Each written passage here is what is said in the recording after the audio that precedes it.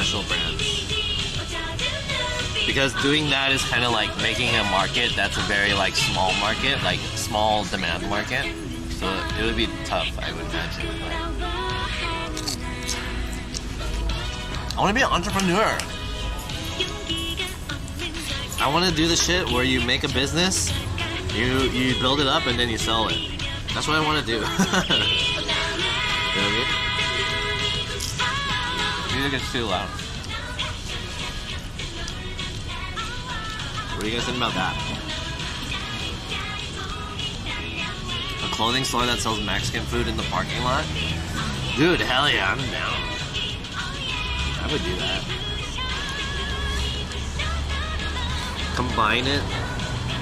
So basically, this whole the whole thing about me making like international clothing store of international brands, it allows me to travel to these different countries to have meetings with these people to tell them like, hey, I want to sell your clothes.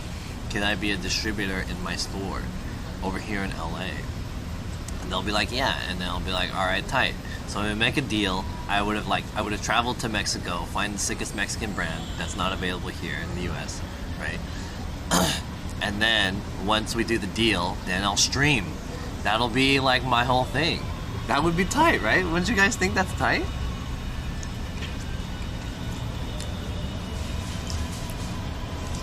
I will sell Jonas F dolls and a clothesline along with each doll. You want to sell me dolls? What kind of dolls? What kind of dolls are we talking about, huh? Are these like Barbie dolls? Or are they like action figures? Or are they like sex dolls? Yeah, but cool.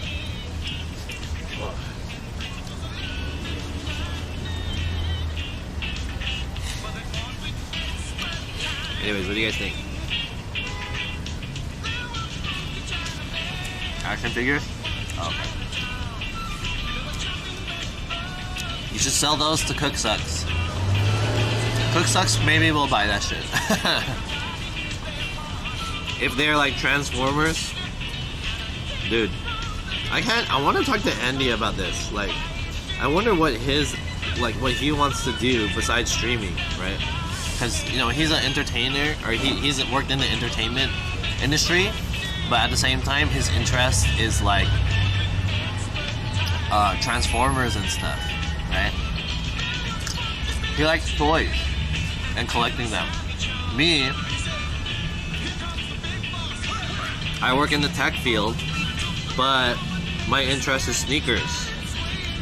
You know, I wonder like what he wants to do. Maybe he wants to do something similar to me, but in a different market.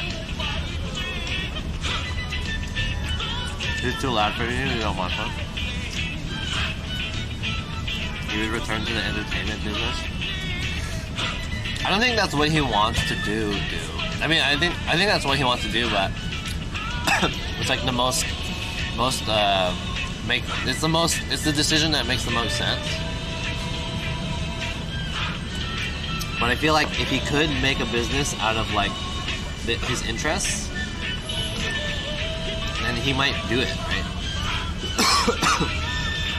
But I think selling toys is like not a good market. Selling toys is too hard.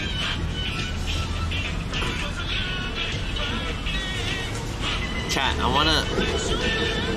wanna tell you guys like a not so much a secret, but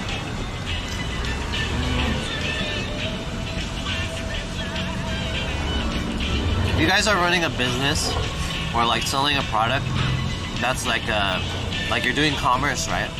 There's two things about the commerce. It's kind of 50-50. Well, maybe like 60-40. In a sense, it's half and half, right? It's half the quality of your product, how cool your product is, and the second half is the marketing behind the product. Is that product selling a story, right? Because I'll give you an example, right? So this example is like, let's take this brand that I really hate, Supreme. Okay, maybe not Supreme. Okay, let's see Supreme, since most people understand Supreme. So people are really buying Supreme items, not because like, okay, part of it is the product, like, right? They're putting their brand on random shit like an axe and like a fucking like lighter and like stupid shit, right? And then they're like it increases the value, right? So why would you spend excuse me, why would you spend like $80 on like Supreme chopsticks, right? When you can just get chopsticks for free from somewhere, right? The reason is because they're selling the story of the chopsticks, or the culture, or the marketing behind it. So people are willing to do that. So part of the thing is like, let's use Cooksucks as an example. Let's say he wants to sell toys like Transformers or whatever, right? Let's say he wants to do this.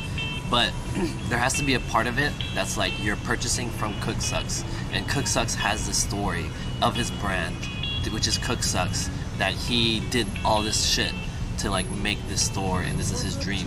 So you're by purchasing from him, you're sharing also part of this culture. So that's kind of like what you have to do as like an e-commerce. And many stores in Los Angeles do this. You guys know what I mean? Yeah, Supreme Oreos. So stupid. But I think Supreme has become like a very extreme case because it's so like, it's so dumb now. Funny how Supreme went from being a skate brand to super hype beast fad. Yeah, it's a lot of people want it just because like other people want it. But like the culture behind it initially was like Supreme was a streetwear clothing brand and skate brand that like I don't want to say combined, but it was like at the crossroads between high fashion. It was like the first one. It was the crossroads between high fashion, like Gucci and Louis Vuitton and blah blah blah, right? And like streetwear shit. So they were intersecting these two cultures, right? So again, it was like a lot of satire, but like now it's at a point where it's like so it grew to a